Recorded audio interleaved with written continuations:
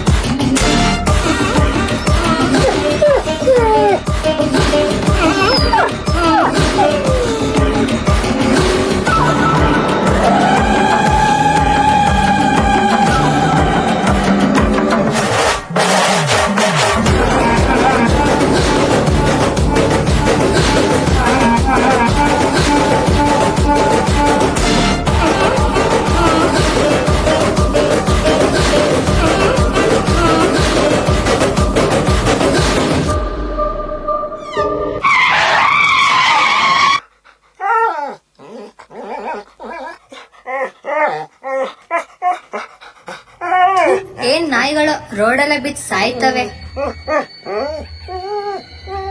Hi friends, ನೋಡಿ ಈ ನಾಯಿನ ಪಾಪ ಯಾರೋ ಆಕ್ಸಿಡೆಂಟ್ ಮಾಡಿ ಹೋಗಿದ್ದಾರೆ.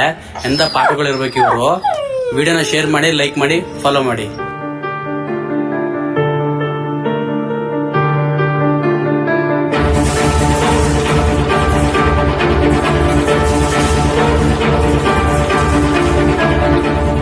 ನಿನ್ನ ಭಯವೇ ನಿನ್ನ ಮದವು ಸಿಗಲಿ ಬೇಗ ಕಳೆದ ನಗು ಕೂಗೋ ಕಡಲು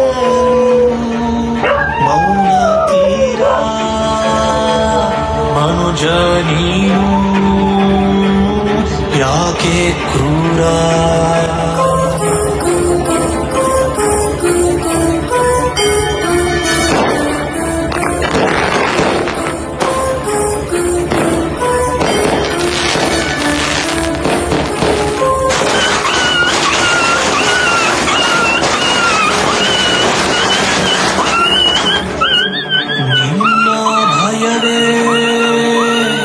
ನಿನ್ನ ಮದವು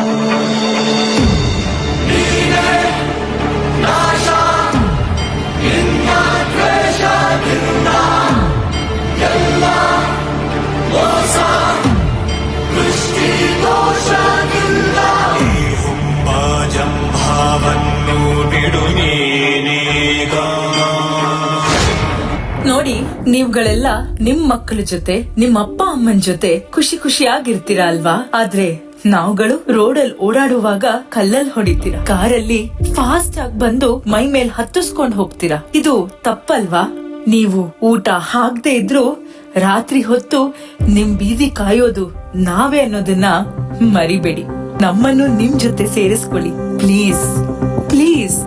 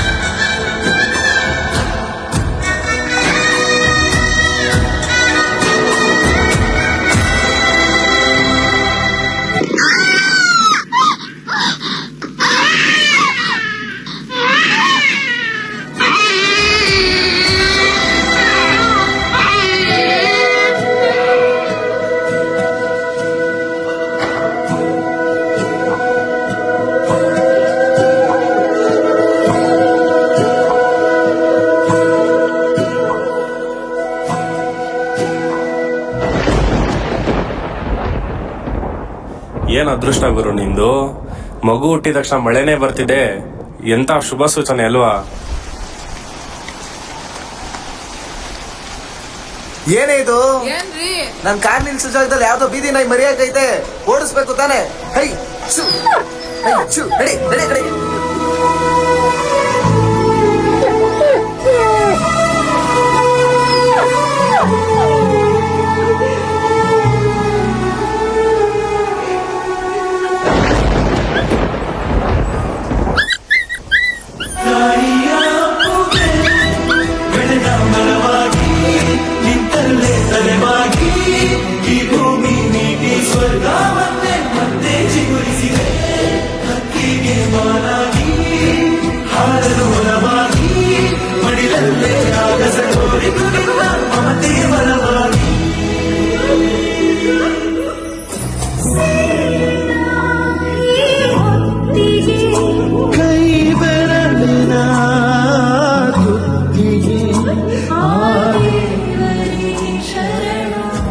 ಸಮಾಜ ಅಂದ್ರೆ ಬರೀ ಮನುಷ್ಯ ಮಾತ್ರ ಬದುಕೋದಲ್ಲ. ಗಿಡಮರ, ಪ್ರಾಣಿ ಪಕ್ಷಿಗಳು ಮತ್ತೆ ಭೂಮಿಯ ಮೇಲೆ ಹುಟ್ಟಿರೋ ಪ್ರತಿಯೊಂದು ಜೀವಿಯೂ ಸಮಾಜದ ಒಂದು ಅಂಗ. ಮನುಷ್ಯ ಮಾತ್ರ ಬದುಕೋದು ಅಂದ್ರೆ ಸ್ವಾರ್ಥ ಅಲ್ವಾ? ಆಕಾಶದಲ್ಲಿ ಪಕ್ಷಿಗಳು ಹಾರಾಡ್ತಾ ಇರ್ಬೇಕು, ಭೂಮಿಯ ಮೇಲೆ ಪ್ರಾಣಿಗಳು ಓಡಾಡ್ತಾ ಇರ್ಬೇಕು.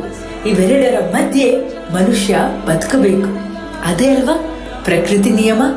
ಪಕ್ಷಿಗಳಿಗೆ ಕಾಳು, ದವಸ ಧಾನ್ಯಗಳನ್ನು ನೀಡಿ, ಪ್ರಾಣಿಗಳಿಗೆ ನಿಮ್ಮ ಮನೆಯಲ್ಲಿ ಉಳಿದ ಆಹಾರ ನೀಡಿ, ತರಕಾರಿ ನೀಡಿ, ಹಣ್ಣು ಹಂಪಲು ನೀಡಿ, ಮನೆಯ ಹೊರಗಡೆ ಸ್ವಲ್ಪ ನೀರಿಡಿ.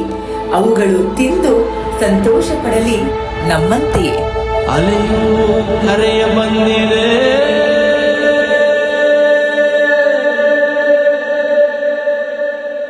ಅಲ್ಲೇ ಆದಿ ಜೀವಜಾಲ, ಅಲ್ಲೇ ನಮ್ಮ ನಿಮ್ಮ ಮೂಲ.